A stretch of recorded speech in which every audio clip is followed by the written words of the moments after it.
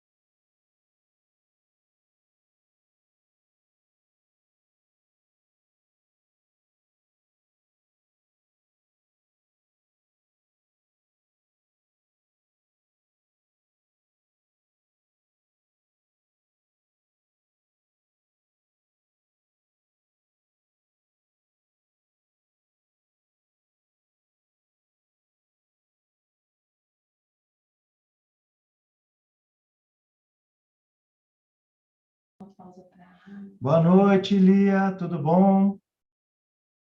Está me escutando bem?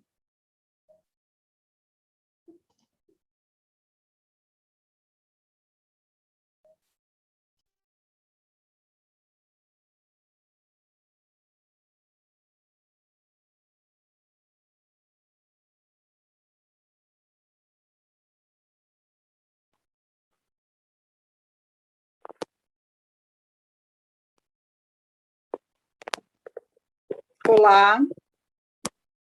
Boa noite. Boa noite. Tudo bem aí? Tudo certo, agora tudo certo. Eu vou começar dizendo que, assim, desculpe, mas a palestrante, ela está em processo de envelhecimento, então, assim, ela faltou a aula de tecnologia, sabe? E aí deu problema aqui. Eu só senti que eu perdi o momento que falou de mim, mas tudo bem. Eu falei, mas a gente vai voltar a falar, não esquenta, não. Tá.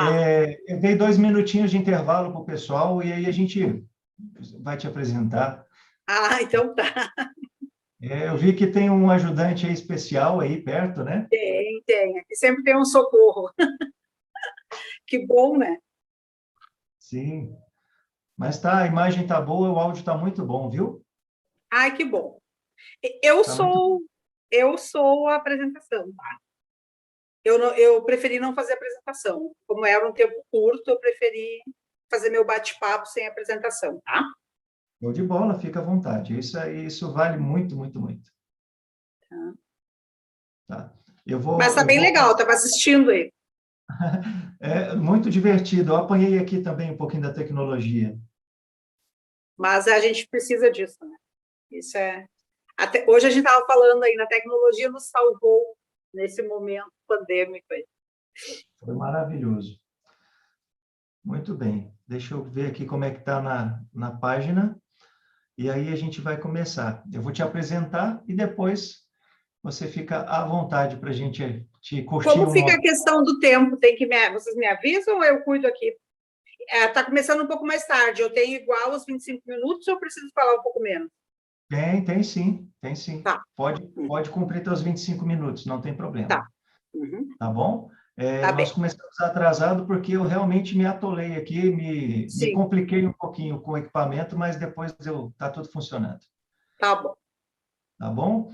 Eu vou apresentar você, então, minha amiga, Uhum. já vou seguir. Então, pessoal, retornando agora, às 8h43, nós vamos apresentar aqui uma pessoa especial em relação à nossa chegada aqui em Passo Fundo, que é a doutora Lia. Hoje eu tenho um carinho imenso por ela e posso chamar ela de Lia, porque ela é mais amiga minha do que pro. Ela foi pro da Karine e hoje é uma amiga da nossa família, uma pessoa que nos acolheu.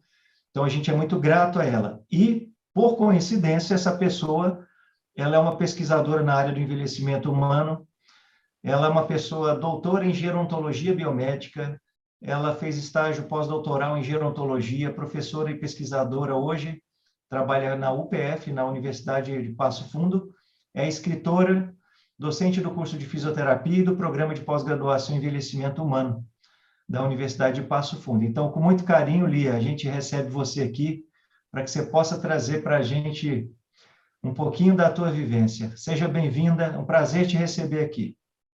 Obrigado. Eu que agradeço, né? Porque eu acho que esse Dia Mundial do Idoso, ele tem um significado especial quando a gente para como profissionais e como pessoas também para pensar sobre isso, né? Algo que, na realidade, todos nós estamos aprendendo, né? Eu falava hoje de manhã ainda, quando dava aula no doutorado, justamente sobre isso, né? Que nós estamos vivendo pela primeira vez um processo de envelhecimento nesse formato, né? Uma vez a gente olhava para uma pessoa, chamava ela de idosa, e esse idoso era uma pessoa muito mais jovem, né? Então, a gente também está aprendendo sobre isso. E a oportunidade de hoje, a gente está em vários profissionais aqui falando sobre o que significa esse olhar para o processo de envelhecimento realmente interdisciplinar, né? Que tem todas as condições do mundo de ser da melhor forma, e principalmente se a gente pensar na questão de atuar preventivamente, né, de promover saúde em relação a isso. Então, assim, o tema que me coube falar foi sobre o impacto da sarcopenia na capacidade funcional. Eu acho que eu tenho uma característica que eu sou uma pessoa um pouquinho polêmica, assim, na forma como eu entendo algumas coisas. Então, já em cima do título, eu quero colocar que eu sou uma pessoa que eu não concordo que sarcopenia é uma doença, tá? Por quê? Porque a partir do momento que a gente entende as alterações fisiológicas do processo de envelhecimento, a gente vai entender que muitas coisas acabam sendo olhadas como doença, mas na realidade elas são fisiológicas do nosso próprio corpo, tá? E, claro, se a gente conceitua a sarcopenia, a gente vai falar que sarcopenia é perda de força e de massa muscular, ou perda de força e de qualidade muscular, né? Veja bem, se nós vivemos o ápice, na realidade, dos picos de força muscular, no máximo até os 35 anos de idade, né, os maiores torques, nessa faixa etária, é quase que impossível que a gente evolua para uma idade mais avançada sem ter perda de força e de massa muscular, né? Então, também se pensarmos que a nossa síntese, que a nossa massa magra, ela diminui consideravelmente, e a síntese de massa gorda, na realidade, é o que acaba preponderando nessa idade, nós não poderemos realmente manter a mesma qualidade muscular, né? Só que, claro, os consensos que discutem, e aí a gente tem o EUSO, que é um consenso europeu que estuda bastante sarcopenia, e que nos trouxe um conceito lá em 2010, daqui a pouco nos trouxe novos conceitos em 2018, ele também reforça o fato da sarcopenia não ser algo específico, na realidade, somente do idoso. Tá? Mas, veja bem, eu, na minha forma de entender esse processo, eu penso que se somos mais jovens e, na realidade, temos perda de massa e de força muscular, normalmente isso é secundário a algum outro trauma do nosso corpo ou alguma outra doença associada. Tá? Ontem à noite ainda nós olhávamos os resultados de alguns estudos e comentávamos sobre a interferência, na realidade, dos marcadores inflamatórios e a ocorrência de sarcopenia. Quando a gente tem doenças crônicas osteoarticulares, a gente tem uma tendência maior a ter perda de força e a ter, consequentemente, perda de massa muscular, né? Toda vez que nós colocamos um segmento em repouso por um período maior de tempo, a gente tem uma tendência a ter essa perda. E nós estamos aqui entre vários profissionais da área da saúde, e tem muitos colegas fisioterapeutas aqui, e hão de concordar, provavelmente, comigo, na forma da gente analisar que uma coisa é nós ganharmos força quando nós treinamos um indivíduo, e outra coisa é nós ganharmos massa. A gente tem uma dificuldade muito maior para ganhar massa, inclusive quando estamos tratando de indivíduos jovens, do que se a gente estivesse, na realidade, metendo a um treinamento de força muscular. Então, se a gente for pensar que as fibras de contração de um músculo, elas, principalmente as fibras de contração rápida, elas diminuem consideravelmente o processo de envelhecimento, que são as fibras do tipo 2, tá? Que são aquelas que nos dão um estímulo para que a gente consiga executar, né? Elas são auxiliares da execução de um movimento de contração mais rápido, né? E quando nós estudamos isso na nossa prática profissional, clínica, né? A gente tem, graças a Deus, a bênção de poder ter à nossa disposição de trabalho, né? Um dinamômetro isocinético, um biodex, né? E a gente consegue observar, então, que a perda de força, né, ela se acentua muito quando a gente tem doenças osteoarticulares. Então, vamos pensar assim, eu falava antes que eu não concordo que se denomine sarcopenia de uma síndrome, de uma doença, porque uma das coisas que me desconforta como profissional da área da saúde é o fato de viver em um país onde todos os sinais e sintomas acabam se transformando em doenças. Tá? E talvez por isso nós tenhamos tanta dificuldade de convencer as pessoas a fazer prevenção. Muitos idosos, aos primeiros sintomas do processo fisiológico de envelhecimento, eles acabam entendendo isso como patologia. Né? E por que na realidade, essa sarcopenia ela é um indicativo e ela é um auxiliar para a incapacidade? Bom, se nós pensarmos na fisiologia, que nós já perdemos consideravelmente as fibras de contração rápida, a gente também sabe da perda do tempo de reação de um corpo, né? E por isso que nós hoje estudamos tanto as quedas nos idosos, que já conseguiram transformar numa síndrome também. Tá? Então, veja bem, a gente cai por uma série de fatores. Né? A gente cai por uso de maior número de medicamentos, a gente cai por alterações visuais, a gente cai por alterações auditivas, a gente cai por já ter caído, né? E, na realidade, a gente tem uma chance maior de voltar a cair, né? Naquele período de um ano em que o indivíduo sofreu uma queda, e por uma série de fatores, e também pela perda de força muscular, ou também pela presença de sarcopenia. Então, eu entendo, gente, que ter mais de 60 anos de idade, de alguma forma, se eu fosse comparar isso que nós estivéssemos subindo, né? Então, a gente está subindo, a gente nasce e a gente está subindo uma determinada escada. A partir de uma idade, o nosso corpo, ele atinge uma característica de voltar a decrescer, né? E isso é em todos os sentidos. Aos 44, 45 anos, a gente começa a apresentar alterações visuais, né? E vocês estão me vendo aqui falando para vocês de óculos, né? Antes disso, eu não tinha nenhuma patologia visual. Hoje eu tenho presbiopia em decorrência do avanço da minha idade, tá? Então, existem vários fatores que interferem nisso. E vejam bem, a sarcopenia, ela também existe na forma de obesidade sarcopênica. A sarcopenia, ela não é uma característica que ela está atrelada somente ao olhar para um indivíduo e pensar nele como frágil. A sarcopenia é um dos indicativos de fragilidade, mas não necessariamente todos os indivíduos que são sarcopênicos são frágeis. Até porque, se nós formos olhar os critérios que se levam em consideração para avaliar a fragilidade, fica muito difícil a gente dizer, por exemplo, que a gente vai ter um percentual pequeno de idosos frágeis, né? Os critérios que a gente mais utiliza, que são os da Linda Fried, a grande maioria das pessoas que atingem uma determinada idade vão apresentar marcadores menores naqueles índices, a não ser que se trabalhe como uma política promotora de envelhecimento com saúde, tá? Que é isso, na realidade, que nós não temos. A gente não faz prevenção, né?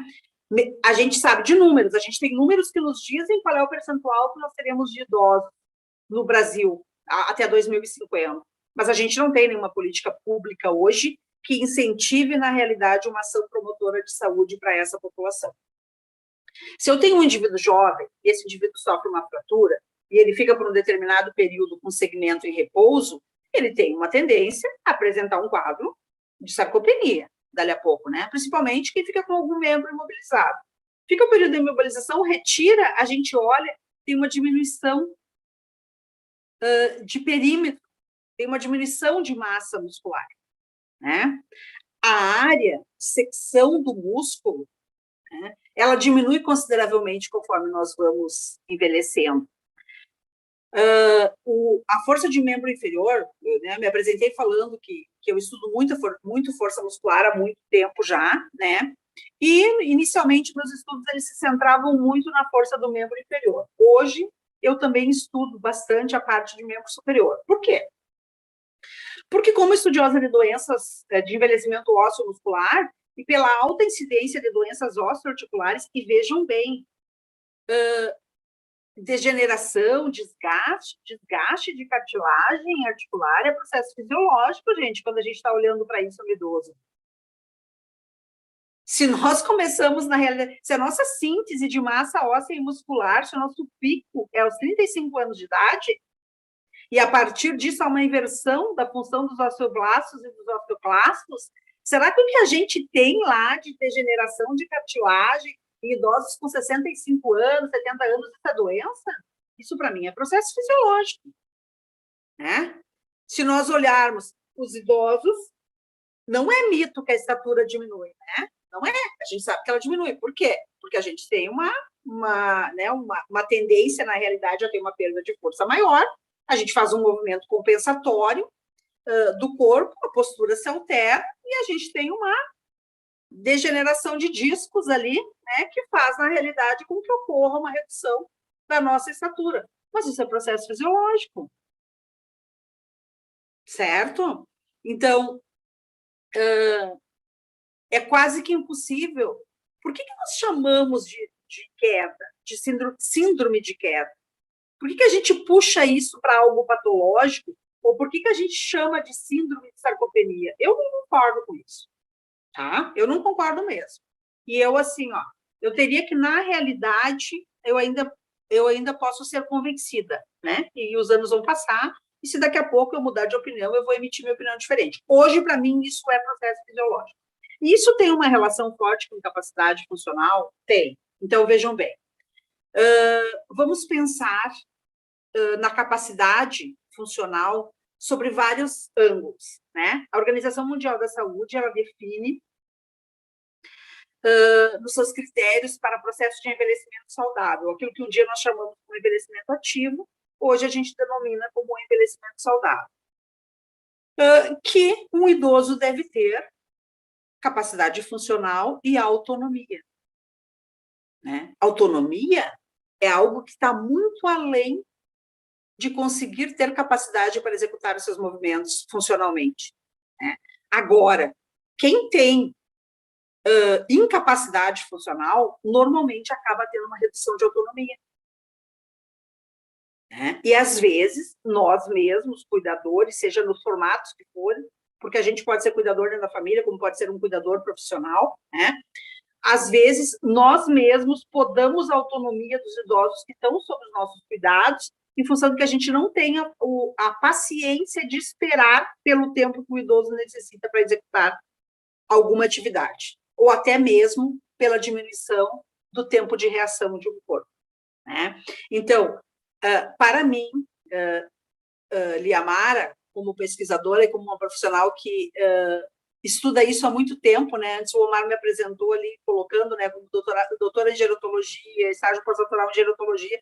Então, assim, ó, tirando a minha formação lá da fisioterapia básica, tudo que eu estudei na minha vida até hoje é em gerontologia, né? Então, assim, ó, eu me sinto, tipo assim, deslizando sobre esse público, quando, na realidade, a minha vivência profissional me coloca há muitos anos trabalhando com essa população. E, quando eu trago esse questionamento das implicações fisiológicas relacionadas àquilo que a gente vai tratando depois como doença nos idosos, é justamente por isso, gente. Hoje, trabalhando num ambulatório que faz tratamento de idosos e de pacientes com doenças reumáticas e tal, se eu optasse num dia, por exemplo, por atender só idosos com desgaste de cartilagem articular, é muito simples. É só dizer, hoje nós iremos atender idosos que têm um desgaste de cartilagem. Desgaste de cartilagem é fisiológico, né? Então, para você não ter, é quase como se você não tivesse vivido até aquela faixa etária lá, né? Porque a partir do momento que você vive, você vai ter. Seria a mesma coisa se nós estivéssemos aqui falando de osteopenia, né? Grande parte dos idosos, a partir de 65 anos, 70 anos por aí, vai estar apresentando algum nível ou alguma presença de osteopenia. Por quê? Porque a nossa ação mais forte de síntese de massa óssea é até os 35 anos de idade, né? Então, vejam bem, nessa vivência de estudar essa população, a gente começou a conduzir uma pesquisa, isso lá em 2007, tá? Analisando como era o comportamento da força e da massa muscular do membro inferior de idosos, né? Consideravelmente saudáveis, tá, gente? Então, assim, a gente não chamava de saudável, na época se chamava de envelhecimento bem-sucedido, e a gente chamava, no nosso grupo de estudo, como envelhecimento socialmente ativo. O que a gente queria? Essa expressão socialmente ativo a gente tinha inventado, e eu vou dizer uma coisa bem sincera para vocês, eu gosto muito dessa expressão. Toda vez que eu falo, alguém diz assim, mas essa expressão não existe, não sei o quê. A quem eu me refiro quando eu falo de socialmente ativo? Eu falo daquela pessoa que consegue ser ativa socialmente, mas que não necessariamente significa que ela não seja sedentária, né? Nós somos especificamente um país que temos problemas com notificação na realidade das coisas. Então, por exemplo, olhar para um idoso entendendo ele como um participante de um grupo de convivência não significa dizer que esse idoso não é sedentário, porque os marcadores para se dizer se alguém é sedentário ou não, eles são outros. Eu tenho que ter um indicativo de um tempo, de uma frequência de atividade física, para realmente dizer que alguém é ativo ou não é. Tá? E se a gente vai olhar, os números, eles são muito maiores de sedentarismo do que a gente pode imaginar. Então, nós temos uma população 70% sedentária. Se a população brasileira é 70% sedentária e os idosos são um percentual alto da população brasileira, né? Então, nós não podemos entender o idoso como um povo realmente ativo fisicamente. Então, nesse somatório, na realidade, de fatores, entre o que é, na realidade, ter sarcopenia e o que é, na realidade, a evolução para uma incapacidade funcional, essas duas coisas caminham juntas, associadas, na realidade, à fisiologia do nosso processo de envelhecer, né?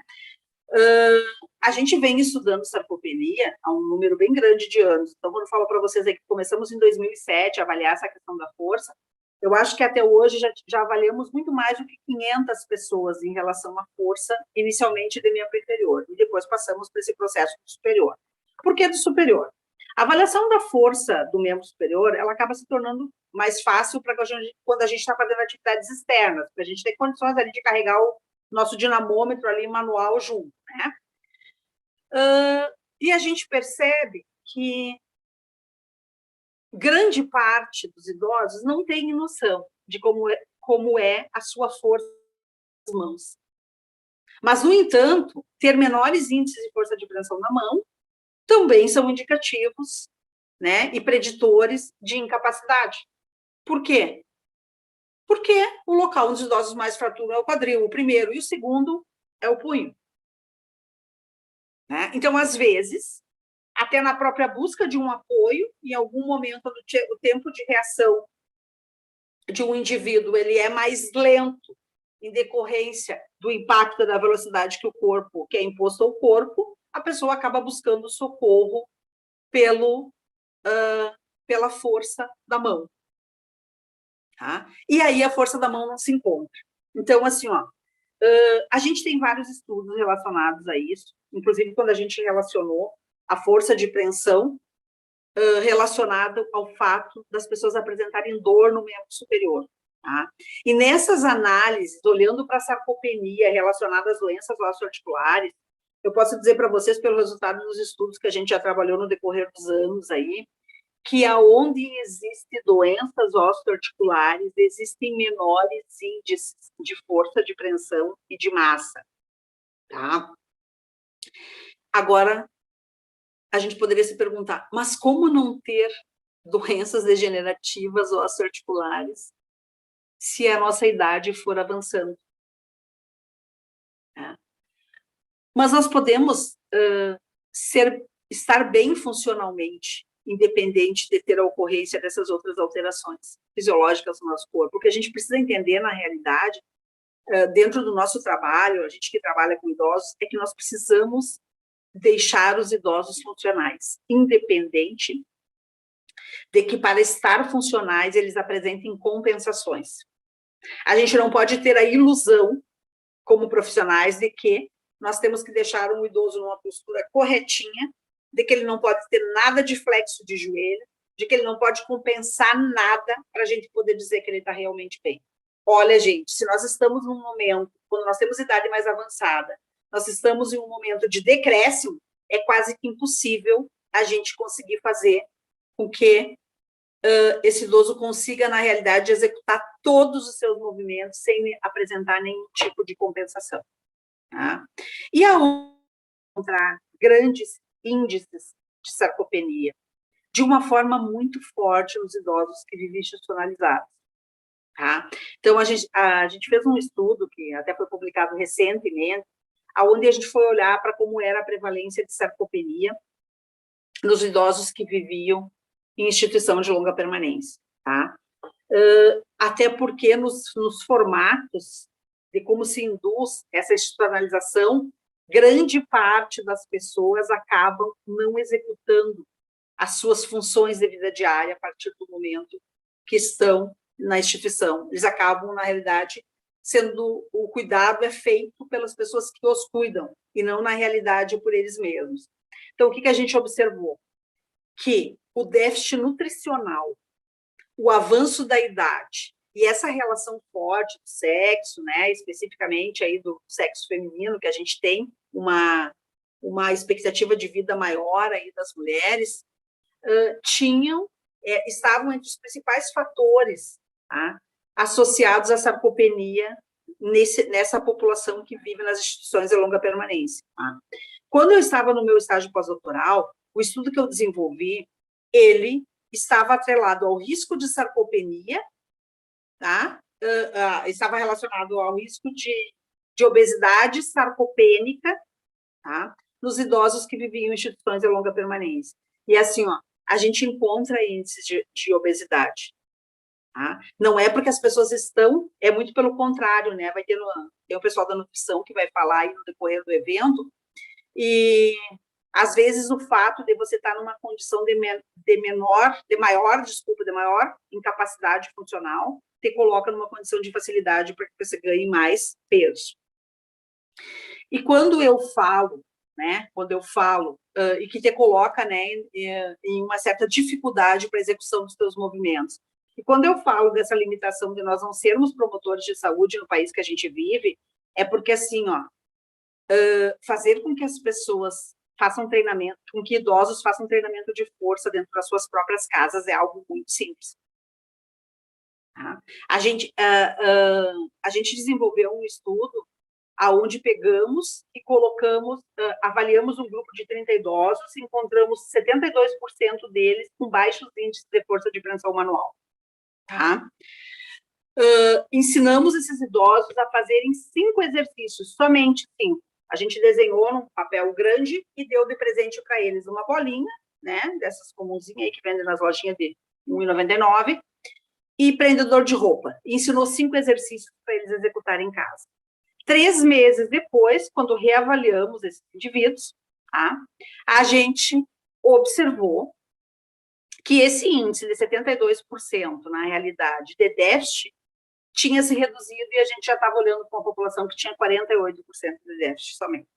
Então, na realidade, se nós atuarmos realmente como profissionais promotores de saúde, a gente pode pensar em um envelhecimento saudável, né? E eu lanço um desafio maior aí, né? Que eu acho que talvez esteja centrado aí um dos grandes problemas do porquê que a gente tem tanta dificuldade para promover saúde. Porque nós, profissionais da área da saúde, nós somos formados para tratar doença. Nós não somos formados para promover saúde.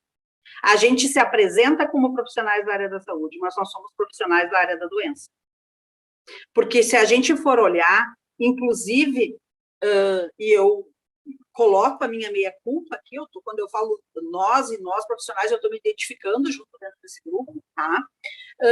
Porque a gente tem sempre uma tendência a estudar a doença, a gente não tem uma tendência a estudar a saúde. Talvez se nós estudássemos mais a saúde, a gente ia conseguir comprovar de alguma forma que vale a pena investir em promoção de envelhecimento saudável. Porque em estudos onde nós relacionamos a autopercepção de saúde das pessoas que têm doenças osteoarticulares e até mesmo dos idosos, não é o fato de ter doença que faz com que os idosos percebam a sua saúde como ruim.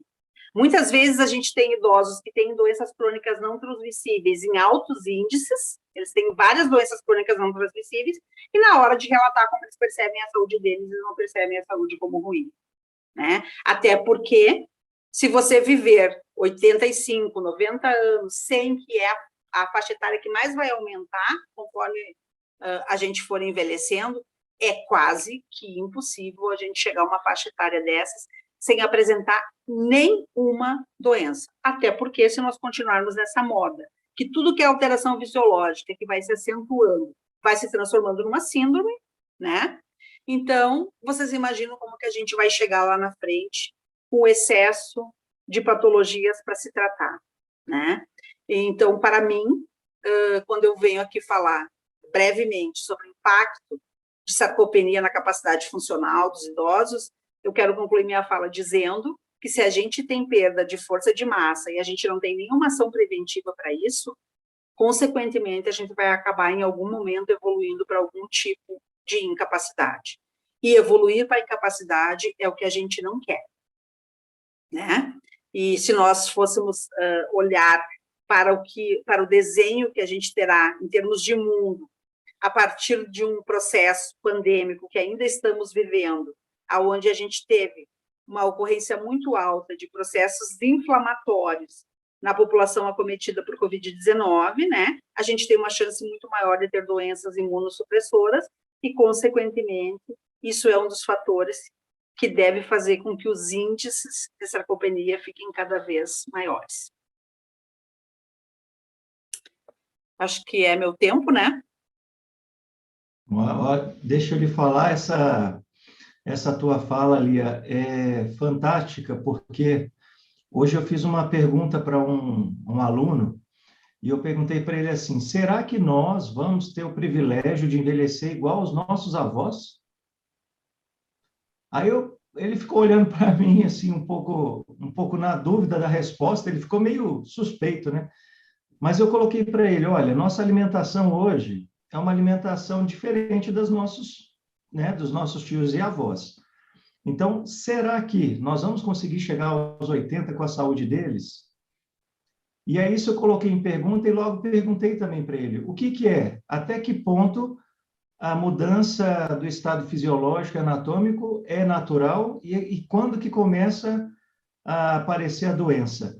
Então, a tua abordagem, a tua palestra sobre a questão da sarcopenia é fantástica, porque realmente, se você parar para pensar, o corpo se adapta.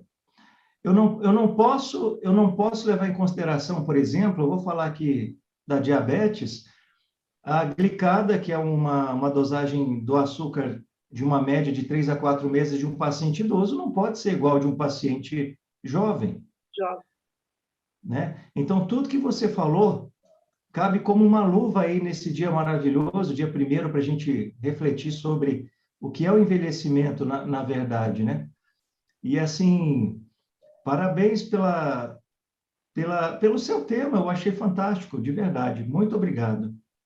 Eu que agradeço, tá? Foi muito bom estar aqui. Queria falar Não, 2 horas, né? Mas já que me deram só 25 minutos. esse nosso evento, por ser primeira Eu estou experiência. brincando, Omar. Não, Eu tô mas eu quero também ouvir mais que é isso. E a gente num evento, eu quero que todo ano a gente consiga fazer um evento parecido com esse, tá? tomar. Então, esse primeiro ano, um Web Talk surgiu como uma luva pela questão da pandemia, da brevidade dos temas e do pessoal, né, participar. Então, eu me sinto muito, muito agraciado e uma gratidão imensa aí por ter você e toda a equipe que já apresentou e os que vão vir apresentar como amigos, como colegas de profissão, e a gente sempre está junto, tá bom? Muito obrigado. Tá bem. Então, assim, como eu não fiz a apresentação, deixe meu e-mail, meu contato aí, se alguém quiser fazer alguma pergunta, trocar uma ideia, estou totalmente à disposição, tá? Beleza. Eu vou deixar o teu e-mail aqui na página em que está sendo acessado para assistir. Tá bem. Uhum. Tá Tá, combinado? obrigadão. Muito obrigado. Boa noite. Boa noite.